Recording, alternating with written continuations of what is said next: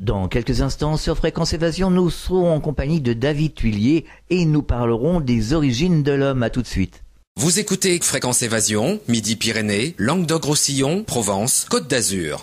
Chaque jour sur Fréquence Évasion Grand Sud, info, loisirs, culture, environnement et détente. Fréquence Évasion, www.fréquenceévasion.com. Radio Fréquence Évasion, Principauté de Monaco, Grand Sud. David Thuillier, bonjour et merci d'être avec nous dans la Clé du Mystère. Bonjour à tous les auditeurs, bonjour à vous Alain. Alors, vous êtes responsable d'un site internet, divulgation extraterrestre. Quel est le but de ce site internet ? Alors ce site internet, comme son nom l'indique, parle de divulgation extraterrestre, mais en gros, il s'occupe aussi d'essayer de révéler un peu tout ce qu'on nous cache aussi dans d'autres domaines. Ça peut aller de l'ufologie à la médecine. D'accord. Et est-ce que vous avez eu des informations pertinentes ? Ah oui. Par rapport à tout ce qu'on connaît, ce que tout le monde connaît. Oui, absolument. Tout dépend du domaine sur lequel vous voulez que l'on parle. Oui, non, mais c'était juste pour faire une aparté, je veux dire, pour présenter un peu le site. Est-ce que vous avez eu des informations, est-ce qu'il y a du nouveau, justement, sur ce dossier OVNI ? Parce qu'on entend toujours parler, des OVNI tous les boulons, on entend toujours parler des mêmes choses, finalement, depuis des années. Oui. Alors, il y a une information, je ne sais pas si ça peut être confirmé, puisqu'il y a peu de sources dessus, j'en ai discuté avec d'autres ufologues. Il semblerait, on a des photos, mais c'est un canular, allez savoir, qu'il y aurait un ovni qui aurait été découvert au fond de la mer Baltique, et cet ovni est gigantesque. Il y a eu une expédition, on voit des plongeurs, je crois qu'il est environ 70-80 mètres de fond, donc c'est pas si énorme, et c'est une histoire de dingue parce qu'ils ont révélé l'intérieur de ce soi-disant vaisseau au sonar et ainsi de suite. Oui, on a fait l'émission justement sur le sujet avec Michel Génovès. Ah oui, ouais. Et qu'est-ce qu'ils en pensaient là, j'ai pas entendu.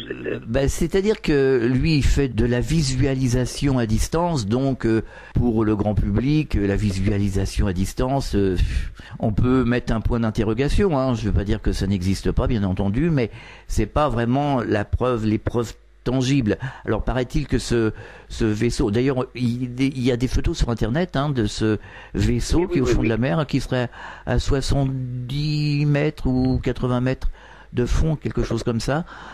Paraît-il qu'il y a des autorités qui sont tout autour, qui surveillent, et voilà, bon, on n'en sait pas plus pour le moment. Absolument. Il y a des témoignages apparemment, puisque ça se trouve dans la mer Baltique, des témoignages de pêcheurs qui verraient survivre des flots pour rentrer des choses un petit peu aussi. Alors par contre, au niveau des descriptions, là, il y en a qui parlent, ça peut sembler ridicule, espèce de sirène, un peu comme dans la mythologie, ou alors d'objets, toujours pareil, peut-on parler réellement d'objets, tout au moins de choses qui entrent et qui sortent d'eau, des pêcheurs qui parle de ça, voilà, ça c'est la dernière info, on va dire, que moi j'ai pensé importante à en parler avec les autres ufologues, puisque comme vous le savez, au niveau d'ufologie, il y a ce qu'on appelle des cas fondateurs. L'affaire Roswell en est un. Il se trouve que depuis plus de 60 ans, on sait toujours pas la réalité de cette affaire, mais si là, dans la mer Baltique, il y a un vaisseau que l'on peut voir. L'histoire de Roswell, je veux dire, c'est à reléguer au musée d'ufologie. Bien sûr. Mais enfin, c'est vrai qu'il faut avouer que cette affaire des ovnis, ça traîne depuis des décennies et on n'en sort pas, quoi. On n'en sort absolument pas. On tourne en rond. Il y a beaucoup de désinformations. Il y a des informations qui circulent, qui sont réelles, mais noyées dans un flot de bêtises. Parce que donc on voit bien qu'il y a quand même quelque chose, parce que il y a des gens qui veulent cacher certaines choses. Ça, c'est indéniable. Cacher quoi réellement? C'est une bonne question, mais il faut partir sur des faits concrets. Donc c'est pour ça que l'archéologie, par exemple, c'est quelque chose de très intéressant, parce qu'il y a énormément de faits, et à l'époque, on peut pas soupçonner qu'il y avait des services secrets ou quelque chose comme ça pour nous mener les gens dans des histoires un peu farfelues. Oui, mais vis-à-vis du grand public, vous comprendrez que les gens nous disent tout ça, ce sont des histoires, parce que on ressasse toujours les mêmes choses. Absolument, mais la plupart des gens, ils prennent leurs informations, aux journaux télévisés, Et les journaux télévisés ne parlent évidemment, ou très rarement, quand ils n'ont pas le choix, qu'il y a eu des centaines de témoins, comme par exemple la vague d'OVNI belge à la fin des années 80. Là, ils sont obligés d'en parler, mais le problème, c'est qu'il y a des affaires qui existent réellement, ou des choses qui sont indubitables, et ça devrait faire de temps en temps la une des journaux, et il n'y a aucun mot là-dessus. Donc c'est bien un élément pour dire qu'il quand même, on veut nous cacher des choses, c'est pas possible. Oui, mais alors on rentre dans l'ordre des suppositions. C'est toujours la même chose. On peut pas aujourd'hui dire, bah oui, on en est sûr à 100%, même si quelque part certains pensent qu'on en est sûr à 90%. Beaucoup d'auditeurs nous disent oui, on sait bien que nous ne sommes pas les seuls. Les gens ont pris conscience qu'ils n'étaient pas les seuls dans l'univers, hein, bien entendu, qu'il y avait d'autres planètes habitées. Mais de là à dire que les extraterrestres sont sur Terre et tout ce qu'on entend, on n'a pas véritablement de preuves. Donc, comment se fait-il que les gens ne se regroupent pas ensemble, enfin les ufologues par exemple, et ne demandent pas des comptes au gouvernement? Alors, ça se fait beaucoup plus aux États-Unis qu'en France, où là on a des groupes importants comme le MUFON, le QFOS. Et ça, je précise. Alors là, par contre, je sais plus c'est lequel des deux, si c'est le MUFON ou le QFOS, qui a été fondé par le docteur Alan Hynek, lui-même qui a été engagé, donc un astrophysicien de pointe, dans les années 50, afin de rédiger tout un livre qui détruit l'hypothèse extraterrestre au niveau des apparitions que les gens voyaient en masse à l'époque. Donc c'est important parce que c'est nous avons là un chercheur qu'on ne peut pas mettre en doute, tout au moins sa crédibilité, et qui au début a complètement nié ce phénomène en donnant des éléments, mais des fois on ne peut plus farfelu pour un scientifique de son niveau, c'est incroyable, et qui ensuite du jour au lendemain a complètement viré de bord. Je pense que s'est dit on va pas duper les gens comme ça quand même, c'est pas possible, et donc a fondé sa propre association.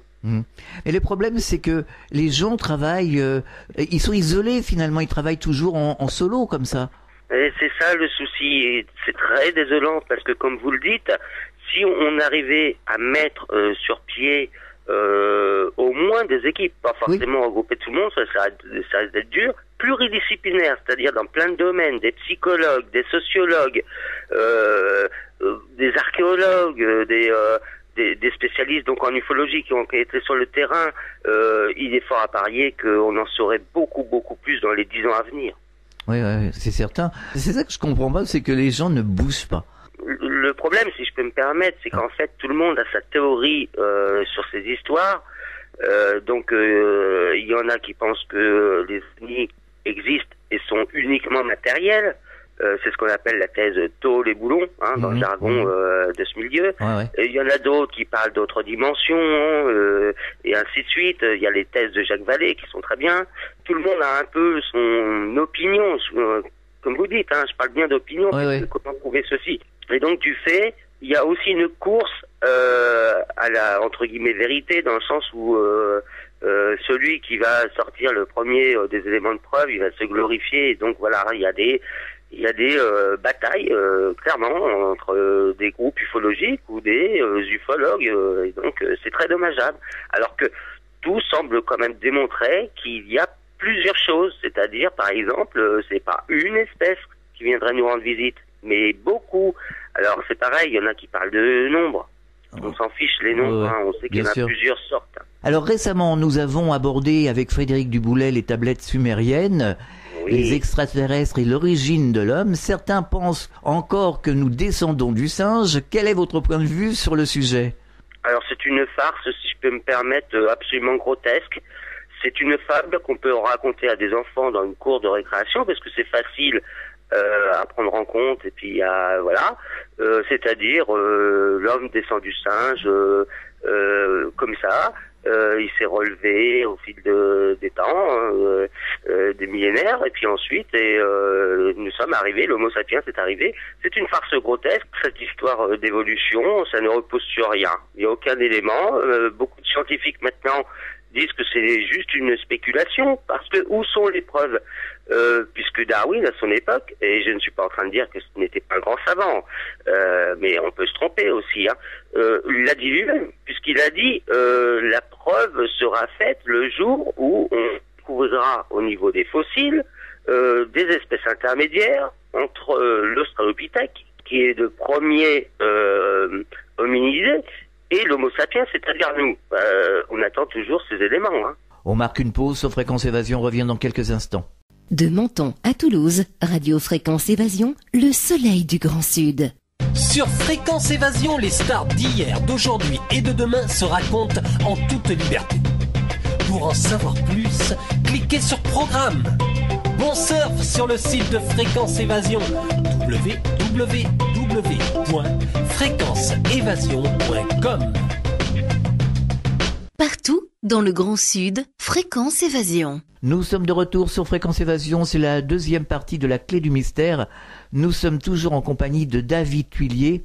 Que pensez-vous des tablettes sumériennes? Les tablettes sumériennes, ça fait des années que je suis dessus, puisque moi, l'archéologie, j'ai commencé avec ça, et il y a beaucoup d'erreurs et de mensonges aussi dans ce milieu, des choses qui ne tiennent pas debout. Et évidemment, les tablettes sumériennes, c'est quelque chose de relativement renversant, puisque voilà une civilisation qui existait environ il y a 6000 ans, et qui décrit par le détail et le menu comment l'Homo sapiens, aurait été créé. C'est renversant puisqu'il parle de manipulation génétique. Et d'ailleurs, si vous voulez, j'ai un extrait d'une tablette, hein, c'est pas très long, et je peux vous la dire, hein, pour vous donner à peu près l'envergure des choses. Je vais même préciser quelle tablette c'est, hein, comme ça, s'il y a des chercheurs qui veulent vérifier, ils auront, voilà. Alors, tablette sumérienne BM 78257 qui se trouve au British Museum. Voilà un exemple, hein. Puisque la déesse des naissances est présente, qu'elle crée un travailleur primitif. C'est lui, l'humain, qui portera le joug des dieux, qui portera le joug des dieux. Non, répétition. C'est l'homme qui sera chargé de leur labeur. Ils appelèrent et firent venir la déesse matrice, la sage-femme des dieux, la sage mamie, et lui dirent, tu es la déesse des naissances, crée des travailleurs, crée un travailleur primitif, qu'il porte notre joug imposé par Enlil. Je rappelle qu'Enlil, c'est un dieu important du panthéon sumérien. Donc je dis la suite, que l'homme assume la corvée des dieux. Mais la déesse de la vie ouvrit la bouche et dit au grand Dieu, je ne pourrais faire cela seul, mais seulement avec l'aide d'Ea. Et Ea, c'est aussi un dieu important. Tout ce qu'il crée est pur. Qui me livre l'argile, alors j'opérerai. Voilà, un exemple qu'on peut retrouver. Oui, effectivement. Alors, qui a traduit ces tablettes? Alors, il y a plusieurs traducteurs, effectivement, donc plusieurs traductions. Toujours est-il qu'il y a un chercheur dans les années 70, mais qui a été très controversé, qui s'appelle Zecharia Sitchin, décédé il n'y a pas longtemps. Et d'autres ont repris le travail. Il y a des professeurs d'université. Là, j'ai un professeur, justement, dans un livre de Pierre Jovanovic, qui est un très bon auteur. Attendez, que le professeur Rattinger, sériologue, à l'université de Berne également. Donc nous avons affaire de vrais spécialistes. Et donc les descriptions, bon, des fois ça varie à certains mots, mais si vous voulez, c'est similaire en gros. Il n'y a aucun souci là-dessus. Et alors, il y a plusieurs tablettes. Combien de tablettes ont été traduites? Alors, il y a des milliers de tablettes qui ont été exhumées en 1850 par des archéologues britanniques, dans ces années-là. Mais à l'époque, Sumer n'était pas considéré comme une civilisation qui avait réellement existé, à l'instar de tout ce qui est écrit dans l'Ancien Testament. Est-ce qu'il faudra qu'on y vienne à cette histoire, puisque l'Ancien Testament, malheureusement, c'est en fait des retranscriptions de ces fameuses tablettes sumériennes, mais longtemps après, donc avec des erreurs de traduction. Et si vous voulez, donc des tablettes ont été exhumées, mais il a fallu attendre dans les années 1950 environ, ou un peu avant quand même, pour commencer à pouvoir traduire cette langue énigmatique. Et donc, où sont passées ces tablettes? Ah, bah voilà une très bonne question. Alors, des tablettes sont détenues dans des collections privées de collectionneurs. Oui. Certaines tablettes, ça c'est important comme question, c'est très bien. Il faut savoir que la Mésopotamie, donc la civilisation sumérienne, occupait ce que l'on appelle maintenant l'Irak, et une partie de l'Iran. Et évidemment, il y avait certaines tablettes d'ailleurs qui n'étaient pas traduites et qui étaient par exemple au musée de Bagdad et qui ont été subtilisées lors de l'invasion américaine en 2003. et celles-ci n'ont pas été traduites. Alors, sans verser tout de suite dans des histoires de conspiration, on sait que ça a été dérobé de manière, on va dire, professionnelle, alors que soi-disant les Américains veillaient au patrimoine, donc qui est inestimable, irakien, et tout ça c'est parti dans la nature. Vous nous faire croire que des milliers de tablettes ont disparu comme ça et que personne n'a rien vu. Voilà.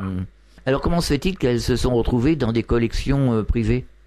Sans doute parce que je pense que dans cette histoire, il y a des gens très bien placés au niveau finance, au niveau politique, au niveau dans plein de domaines, multinationales et ainsi de suite, voire même dans les banques, qui vont absolument pas envie que l'histoire réelle de l'humanité sorte, pour la simple et bonne raison, c'est que ça détruirait complètement l'histoire officielle et le pouvoir qu'ils exercent sur la population mondiale. Oui, mais alors encore là, on tourne en rond. Alors, est-ce que on va cesser un jour de tourner en rond?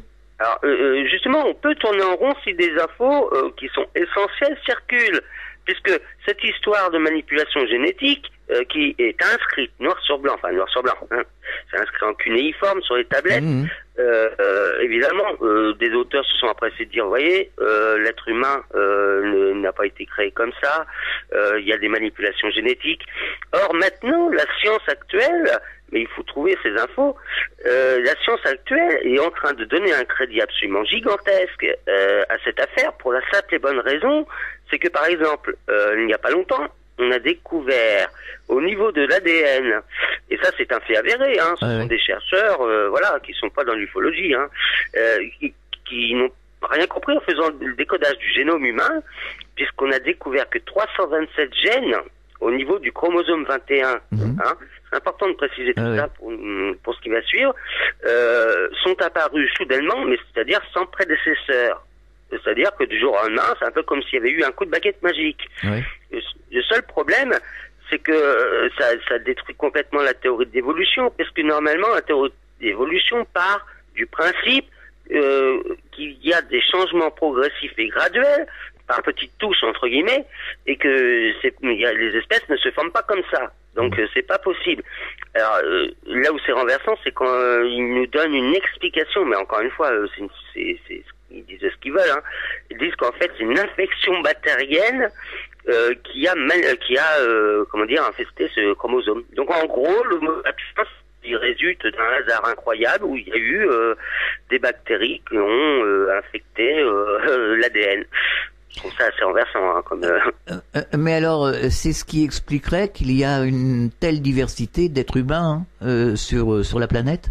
Ah oui, parce que en plus, il semblerait, je dis bien il semblerait, ça c'est à creuser, que certaines espèces, groupes raciaux, sont versées dans quelques xénophobiques. Non, ça n'a rien à voir, ça. Moi, j'aime le genre humain, en général. Il semblerait que, par exemple, en Asie, on a des groupes d'individus, et eux, ils le disent ouvertement, nos ancêtres sont extraterrestres. On a la même chose avec les Dogons du Mali, on a la même chose avec les aborigènes d'Australie.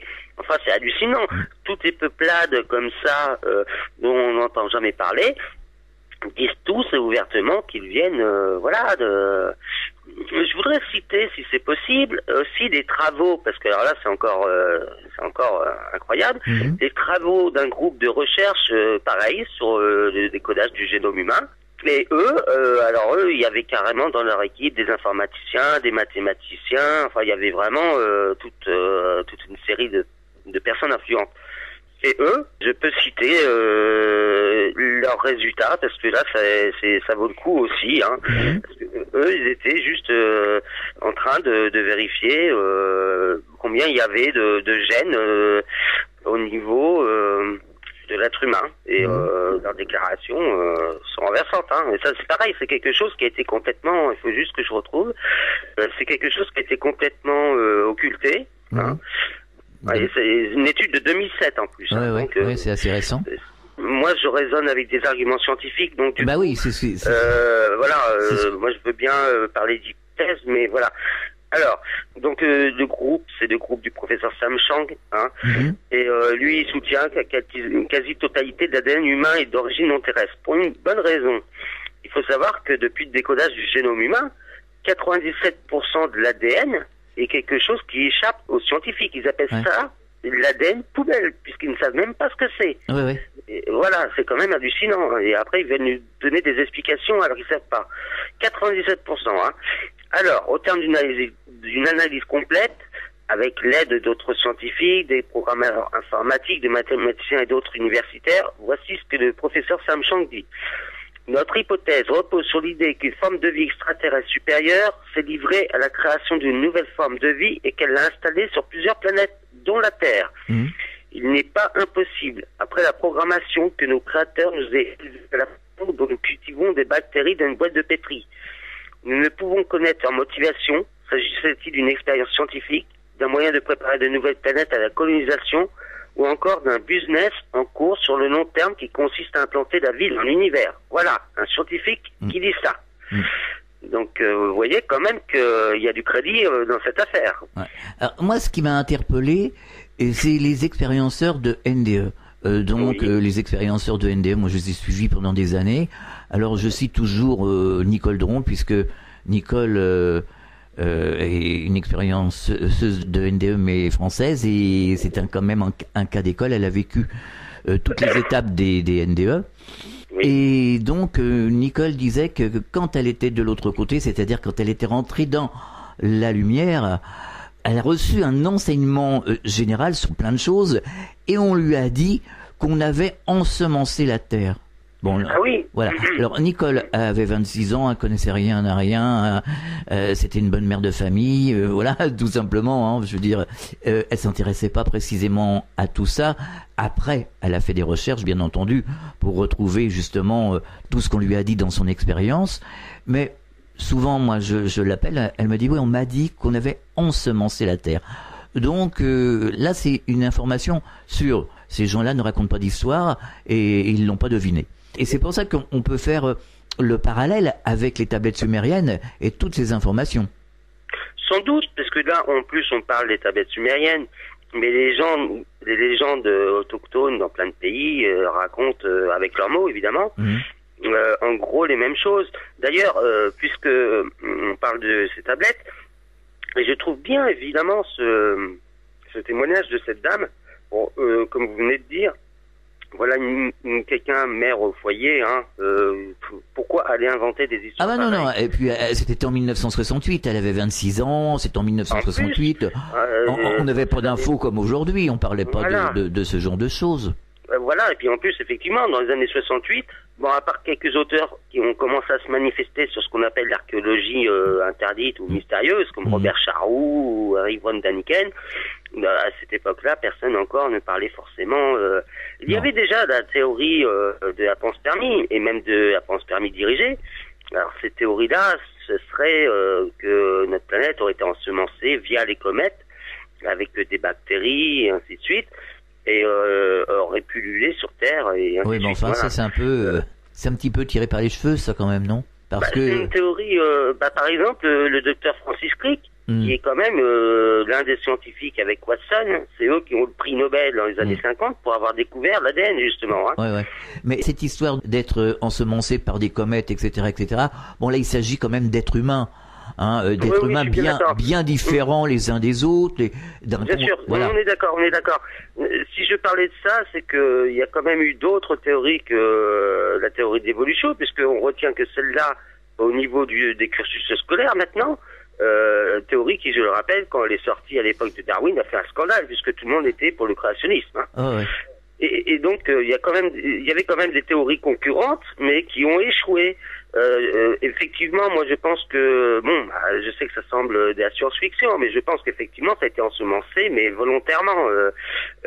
D'ailleurs, puisqu'on parle de l'espèce humaine, il est bien de se concentrer aussi sur d'autres espèces, aussi bien animales que végétales. Il y a vraiment des soucis. On marque une pause sur Fréquence Évasion, on revient dans quelques instants. Enfin, il existe une radio dynamique et proche de ses auditeurs. C'est Fréquence Évasion, la radio du Grand Sud sur le web. Écoutez la différence. Fréquence Évasion vous informe sur votre région. Que se passe-t-il près de chez vous? Pour le savoir, cliquez sur Région et Office de tourisme. Bon séjour dans le Sud. Venez visiter le site Fréquence Évasion, www.fréquenceévasion.com. Radio Fréquence Évasion, le son de la Côte d'Azur. Nous sommes de retour sur Fréquence Évasion, c'est la dernière partie de la clé du mystère. Nous sommes toujours en compagnie de David Thuillier. Mais à la base, il y avait des êtres humains, des hommes. Je pense à l'homme de Néandertal, par exemple. Donc, les extraterrestres, si extraterrestres il y a, seraient venus donc à cette époque-là, et à partir de cet homme primitif, aurait créé, avec ses manipulations génétiques, d'autres espèces. Disons que l'homme de Néandertal, ça reste encore un mystère, tout au moins à l'heure actuelle, parce que cette lignée s'est éteinte sans explication, comme ça. Elle s'est éteinte, hein. Il y a eu extinction de cette population. Alors on nous dit que c'est l'homme de... Alors au début on nous a dit que l'Homo sapiens effectivement descendait de l'homme de Néandertal. Ensuite ils ont encore changé d'avis en disant que non, c'est l'Homo sapiens qui a supplanté cet hominidé. En fait, en gros, ils savent pas quoi. Le seul mystère, c'est qu'est-il advenu de ces hominidés, quoi. C'est vraiment un mystère.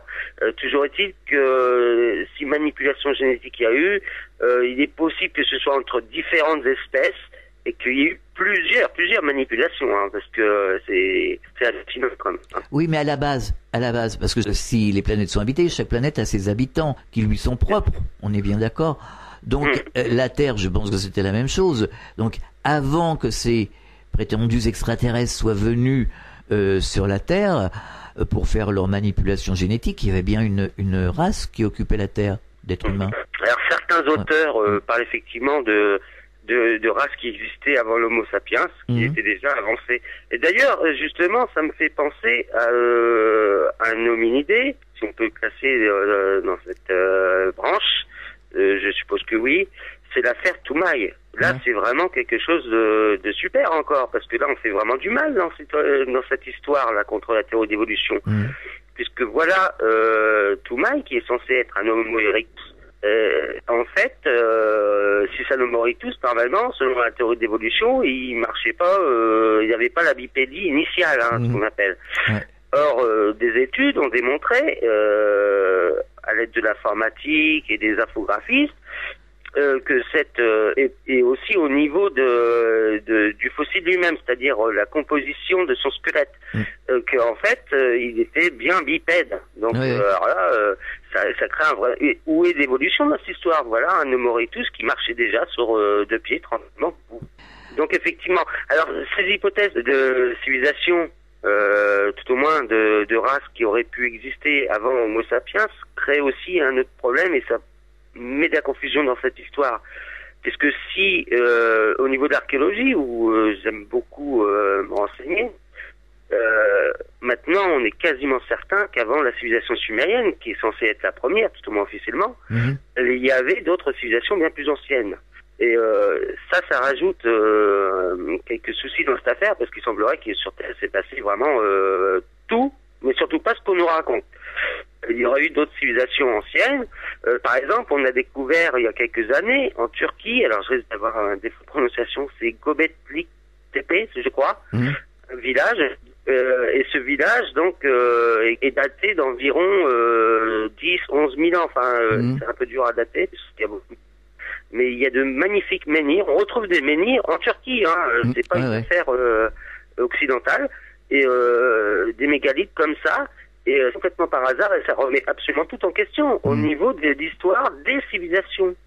Donc on est vraiment dans quelque chose, c'est vraiment concret, puisque là, on pourra parler effectivement aussi d'artefacts qui ont été découverts, et il y en a de nombreux. Oui, on l'a évoqué ça justement avec Frédéric Duboulet dans une de nos émissions, mais on peut en dire quelques mots. Ah oui, parce que là, il y a vraiment quand même des choses qui vont pas, quoi, parce que le grand public devrait savoir ce genre de choses. Et, ce ne sont pas des canulars, hein, ça a été prouvé.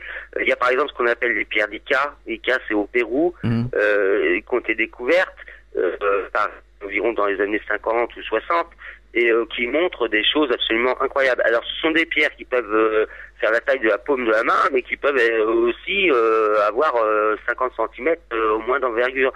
Et alors, il y en a qui représentent des opérations à cœur ouvert, des transplantations cardiaques. On on voit sur certaines pierres des représentations, des cartes géographiques avec une précision phénoménale. Donc si c'est un canular, les gens qui ont fait ça, ils sont professionnels à beaucoup de choses. Ça ne tient pas la route, cette histoire de canular. En fait, c'est un ouvrier ou un paysan qui a découvert ces tablettes d'Ica, et donc le pauvre, je me moque pas du tout de lui, mais il était un peu illettré, donc de là avoir des connaissances d'un seul coup. Et en plus, ce sont des centaines de roches, de pierres qu'on a découvertes comme ça. Il a fallu qu'il travaille à la chaîne, et puis longtemps. Et donc ils ont considéré que c'était des canulars, voilà. Il y a des pierres d'Ica qui montrent des hommes, tout au moins des individus nous ressemblant, voilà. Qui sont en train de chevaucher des dinosaures. Hein. Ah oui. Oui. Donc la théorie d'évolution, voilà. Alors quelqu'un qui s'est beaucoup spécialisé dans cette affaire et qui est aussi un scientifique de renom, dont je conseille les ouvrages qui sont relativement non seulement très bien documentés, mais en plus très scientifiques, c'est le docteur Hans Joachim Zillmer. Paléontologue et géologue. Il travaille également régulièrement à l'Académie Sciences de New York. Et lui, il a rencontré donc celui qui tient ce musée, le docteur Cabrera, et il a pu voir cette collection de visu. Et a fait des études. Alors il y avait une espèce de pellicule au-dessus de. Cette pellicule ne peut être formée que par. Il faut une longue échelle de temps pour qu'elle soit formée. Donc ça peut pas être un canular, puisque sinon il n'y aurait pas cette pellicule sur certaines de ces pierres.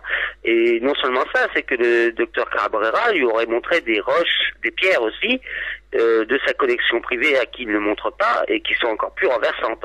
J'en ai des photos, c'est une histoire de fou. Est-ce que vous auriez quelque chose à ajouter justement par rapport à ce dossier? Alors, il y aurait beaucoup de choses à ajouter, puisque là on parlait d'artefacts qui tendent à démontrer que la théorie d'évolution n'est pas ce que l'on croit, qu'il y a beaucoup d'erreurs. Mais moi, c'est surtout que j'en ai l'intuition depuis que je suis très jeune. Et disons que la chose à ajouter, qui est vraiment importante, c'est qu'il y a toujours une bataille entre seulement deux théories, alors qu'il y en a plusieurs qu'on pourrait mettre en concurrence. C'est-à-dire, est-ce l'évolutionnisme ou le créationnisme qui a prévalu sur notre planète? Bon, les deux sont antagonistes, mais alors aussi bizarre que ça puisse paraître, le créationnisme, ont beaucoup d'éléments très intéressants, mais moi je crois pas du tout que ce soit Dieu tel qu'on le dit, puisque ce sont des erreurs de traduction, parce que en fait il faut pas prendre ça comme Dieu au singulier, mais au pluriel. Donc les dieux qui sont venus du ciel, qui ont créé c'est pas ça. Les populations étaient croyantes, et pour eux, parlaient de Dieu, donc c'était Dieu qui avait créé les planètes, la Terre, le système solaire et l'univers. En quelque sorte, c'est la vérité, mais Voilà. faudrait redéfinir ce qui est Dieu. D'ailleurs, on en parlait Exactement. souvent avec Jacqueline Bousquet, avec les champs informationnels et le champ unitaire ultime qu'on appelle Dieu, qui est créateur de tout, hein, de Oui, tout, absolument. de tout dans son ensemble. Donc, mais faut pas réduire ça à Dieu qui a créé, c'est tout juste, Non, c'est voilà, pas un c'est petit ça. bonhomme dans les nuages. Ça, évidemment, faut se sortir. Évidemment, non, mais Ouais. ça tient pas non plus la route. Cependant, effectivement, dans leur hypothèse, les créationnistes ont déjà dans leur rang aussi des scientifiques, mais en plus, il y a des éléments qui rejoignent les tablettes sumériennes, et pour cause, puisqu'ils travaillent sur les bases de l'Ancien Testament. Et donc, et qui dit Ancien Testament dit donc la version tardive de ces fameuses tablettes. La traduction littérale qui dit que Dieu a créé l'homme à son image, en fait, Dieu est appelé comme une entité s'appelant Elohim, alors que Elohim, c'est un pluriel, et ça veut dire au mieux les divinités. Donc, on voit bien qu'on a affaire à des personnages, là. Ouais, tout à fait. Plusieurs. Alors, David Tuillier, vous allez nous donner l'adresse de votre site internet. Oui, alors c'est www.divulgationextraterrestre.org. Oui. Et qu'est-ce que l'on peut trouver sur ce site? Ah, il y a beaucoup de choses, hein, comme je disais, parce que on s'est rendu compte. J'ai travaillé avec mon ami Jérôme Goris, qui s'occupe un petit peu plus que moi du site. Je fais aussi moi personnellement les repas ufologiques à Tours. Ça m'intéresse dans la région. Et donc il y a beaucoup d'informations. Alors ça peut aller de certaines choses qu'on aurait pu nous cacher. Je dis bien aurait. Hein, il n'y a pas une certitude absolue sur tous les éléments non plus. Mais notamment au niveau des châteaux de la Loire, il y a des choses assez intéressantes. Il y a aussi des dernières apparitions d'OVNI, des témoignages. On a aussi tout ce que l'on peut nous cacher en médecine, et loin s'en fout, il y en a beaucoup de choses. Ça peut parler aussi de lithothérapie, donc tout ce qui est les roches et comment les utiliser, notamment la roche de Sunjik, qui est une roche exceptionnelle. Il y a vraiment beaucoup d'infos, hein, ça se limite pas à l'ufologie. Hein. D'accord. Eh bien, David Thuillier, merci d'être intervenu dans la Clé du Mystère sur Fréquence Évasion. À très bientôt. Merci de m'avoir laissé ce moment d'antenne. À très bientôt, au revoir. À très bientôt, au revoir.